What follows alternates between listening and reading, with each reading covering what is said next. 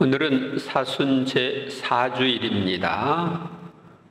오늘은 사순절 동안 단식과 금육, 또 고신급기와 절제로 사순절의 절반을 보낸 신자들이 좀 쉬면서 예수님 부활의 신비를 묵상하며 위로와 기쁨을 맛보는 날입니다.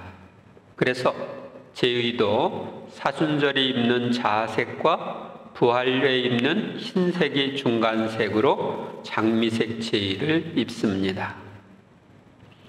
또한 오늘은 그동안 사순절을 어떻게 지냈는지 살펴보고 앞으로 남은 사순절 기간을 더욱 철저하게 극기의 생활을 할 수 있도록 준비하는 날이기도 합니다. 오늘의 복음은 태어날 때부터 눈이 먼 사람을 치유해 주시는 예수님께 대한 이야기가 나옵니다. 만일 내가 눈이 멀었다고 한다면 얼마나 답답하고 불편하겠습니까? 제가 신학교에 들어가기 전 서울교대에 다닐 때 교육연구반 동료들과 함께 서울 맹학교를 방문한 적이 있었습니다. 그곳에 가서 교실에서 수업을 하는 학생들을 보았는데 칠판은 있었으나 교사는 이를 사용하지 않았습니다. 왜냐하면 학생들이 볼 수 없기 때문입니다. 학생들은 점자로 된 책을 손가락으로 더듬으면서 읽고 있었습니다. 또한 학생들은 눈이 보이지 않기에 잡다한 광고와 기사가 실려있는 광고지로 만든 공책에 점자로 글씨를 쓰고 있었습니다. 그런데 신기한 것은 교사의 지도로 학생들이 탁구를 한다는 것이었습니다. 어떻게 보이지 않는데 탁구를 할 수 있을까요? 탁구대 양 옆을 막고 네트를 가운데 하고 나서 공은 네트 위로 하는 게 아니라 네트 밑으로 굴리는 겁니다. 그래서 네트 밑으로 굴려가는 공 소리를 듣고 그쪽에다가 라켓을 갖다 대는 것입니다. 팍 이렇게.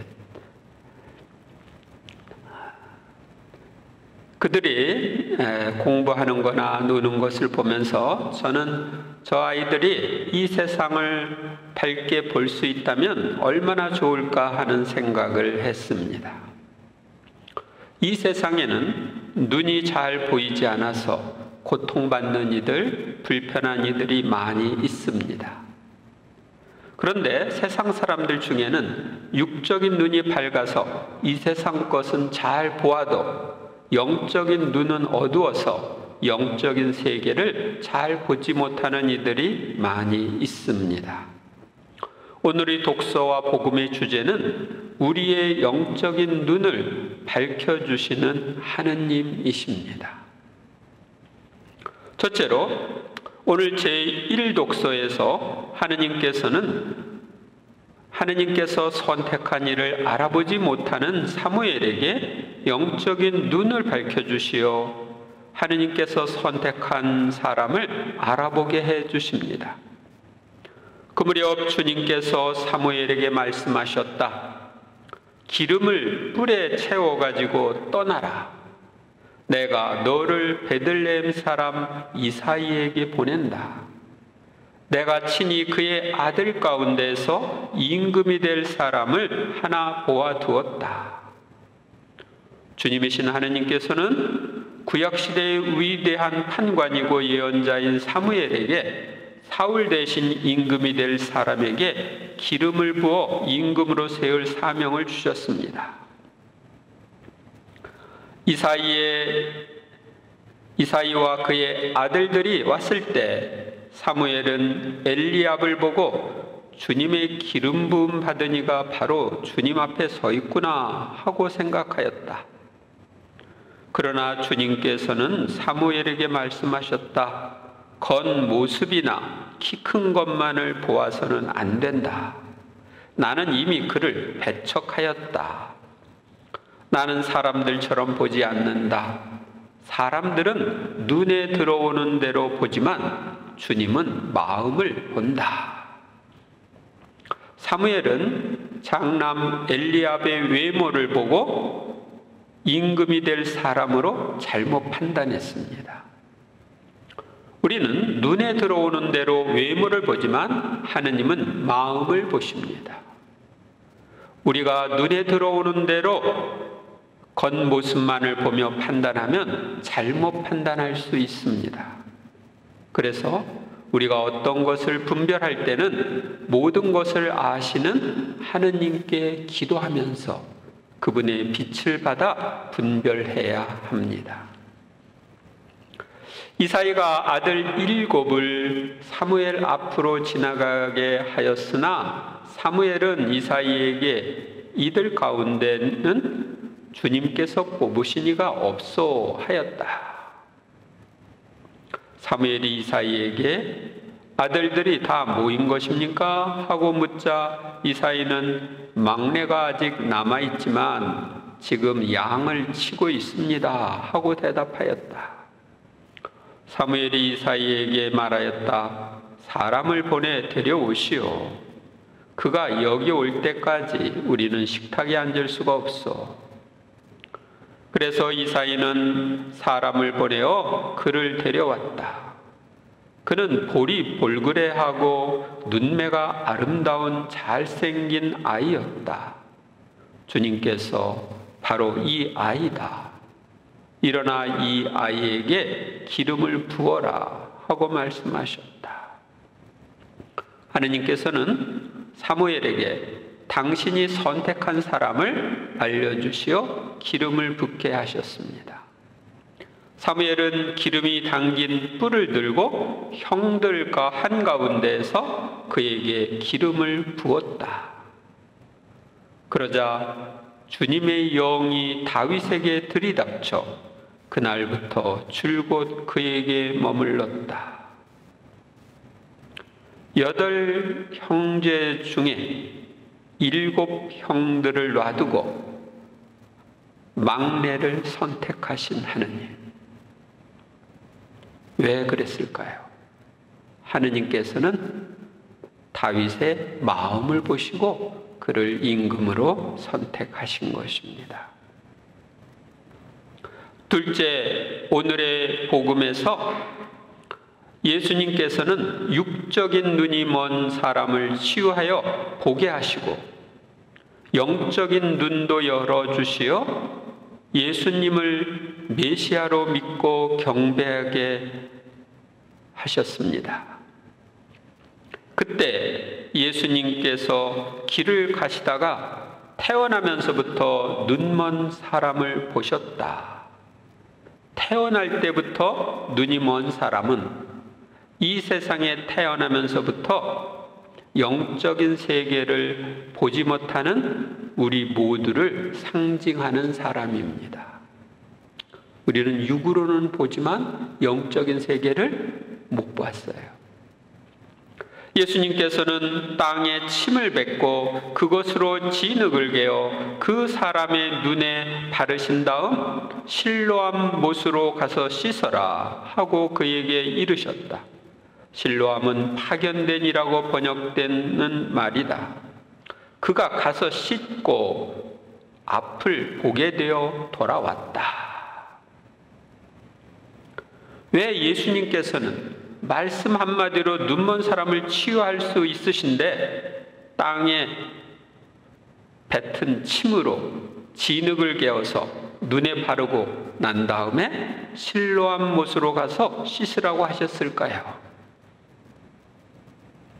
그것은 앞으로 볼 수 있는 표지와 말씀으로 성사를 세울 것을 알려주기 위해서입니다. 눈먼 사람이 가서 실로암 못의 물로 씻음으로써 이 세상을 볼 수 있게 된 것처럼 우리는 세례의 물로 씻음으로써 모든 죄를 용서받고 영적인 세계를 볼 수 있는 눈이 열렸습니다. 그러자 그들은 당신은 완전히 죄 중에 태어났으면서 우리를 가르치려고 드는 것이요 하며 그를 밖으로 내쫓아 버렸다. 바리사이들은 죄로 인하여 인간이 병이 들고 장애인이 된다고 생각했습니다. 그래서 완전히 죄 중에 태어났다고 이 눈 멀었다가 눈이 밝아진 사람에게 이야기하는 것입니다. 그리고 안식일을 지키지 않고 안식일에 치유하는 일을 한 예수님은 하느님에게서 온 사람이 아니라고 생각하는 이들도 있었습니다. 눈을 뜬 사람이 그들에게 그분이 하느님에게서 오지 않았으면 아무것도 하실 수 없었을 것입니다 라고 증언하자 그를 밖으로 쫓아냈습니다. 그가 밖으로 내쫓겼다는 말을 들으신 예수님께서는 그를 만나시자 너는 사람의 아들을 믿느냐 하고 물으셨다. 사람의 아들이란 메시아를 가리키는 말입니다. 예수님께서는 육신의 눈을 뜬 사람을 당신에 대한 믿음으로 부르십니다. 너는 사람의 아들을 믿느냐? 그 사람이 선생님, 그분이 누구십니까? 제가 그분을 믿을 수 있도록 말씀해 주십시오 하고 대답하자 예수님께서 그에게 이르셨다. 너는 이미 그를 보았다. 너와 말하는 사람이 바로 그다. 그는 주님, 저는 믿습니다 하며 예수님을 경배하였다. 예수님께서는 눈을 뜬 사람에게 당신을 드러내시어 믿게 하십니다. 예수님께서는 우리에게도 영적인 눈을 뜨게 하시어 메시아이신 주님을 알아뵙고 섬기게 해 주셨습니다. 바리사이들은 자신들은 성경 말씀을 잘 알고 영적인 세계를 잘 볼 수 있다고 자부했지만 영적인 눈이 멀어서 메시아이신 예수님을 알아보지 못하고 예수님을 받아들이지 않았습니다. 지금도 성경 말씀과 영적인 세계를 잘 알고 있다고 하는 이들이 이단과 오류에 빠지는 경우가 많습니다. 신천지 교회도 그 중에 하나입니다. 영적인 눈을 뜨게 해주신 하느님, 신앙의 길로 인도해 주시는 분들에게 우리는 참으로 감사해야 하겠습니다. 그리고 영적인 눈이 멀어서 영적인 세계를 볼 수 없는 이들도 나처럼 눈을 뜰 수 있도록 도와주어야 하겠습니다. 셋째로 우리는 빛의 자녀답게 살아야 합니다. 하느님이 눈을 밝혀주셨으니까 우리는 빛의 자녀답게 살아야 합니다. 형제 여러분, 여러분은 한때 어둠이었지만 지금은 주님 안에 있는 빛입니다. 빛의 자녀답게 살아가십시오. 빛의 열매는 모든 선과 의로움과 진실입니다. 무엇이 주님 마음에 드는 것인지 가려내십시오.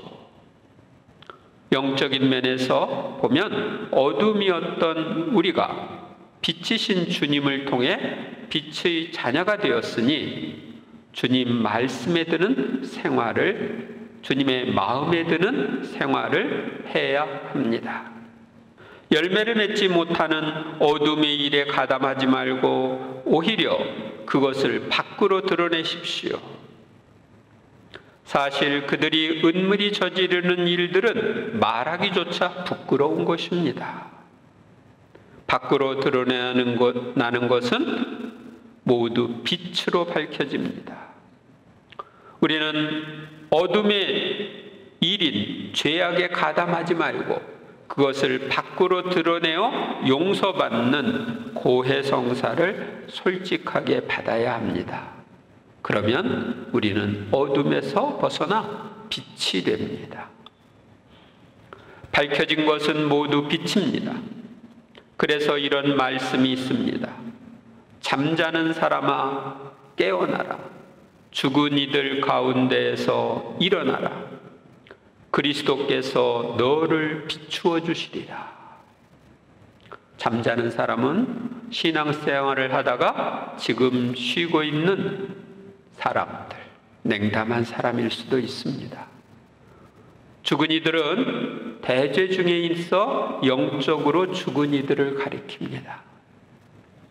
어떤 육신의 병이라도 한 번에 치유하는 명의가 있다면 병자들은 모두 그에게 몰려갈 것입니다.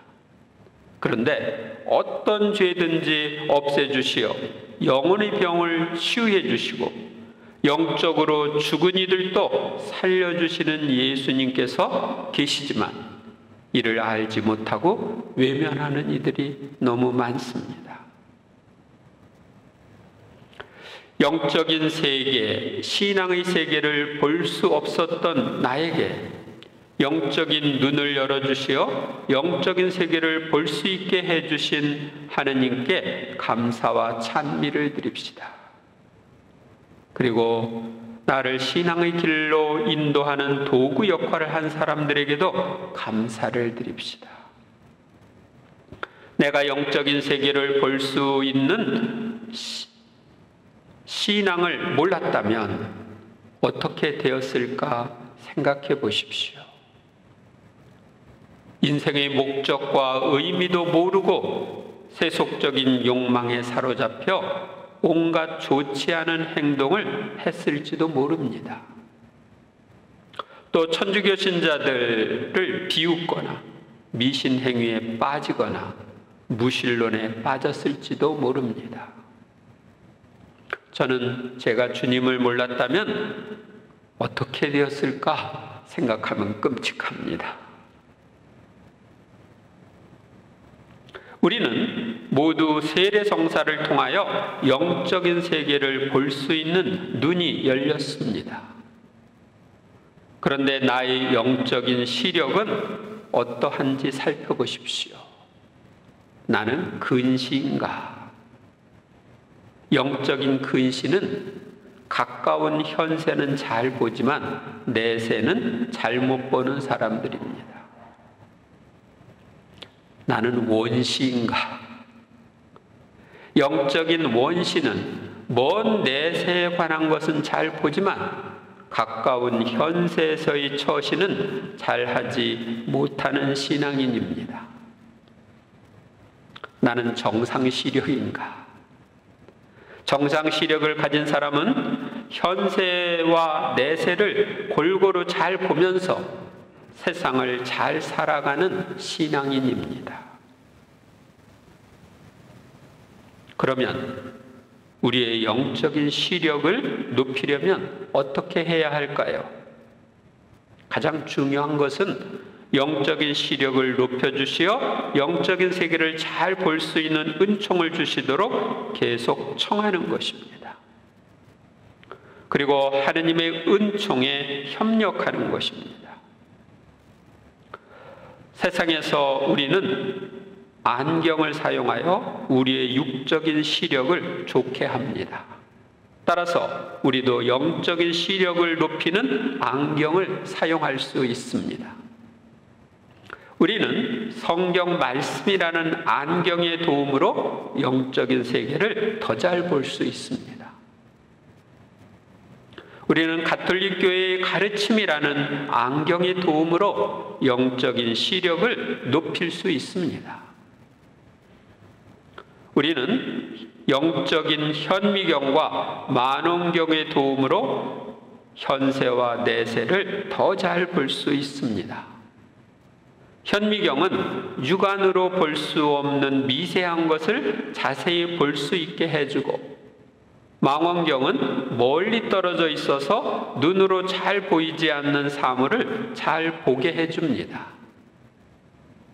우리가 고피 신부님을 통해서 주신 성모님의 메시지나 누이사 피카레타를 통해 주신 예수님의 말씀, 또 교회가 인정한 메시지나 책, 또 신부님들의 강론이라는 현미경과 망원경을 사용하면 현세와 내세를 잘 보는 시력을 갖출 수 있습니다.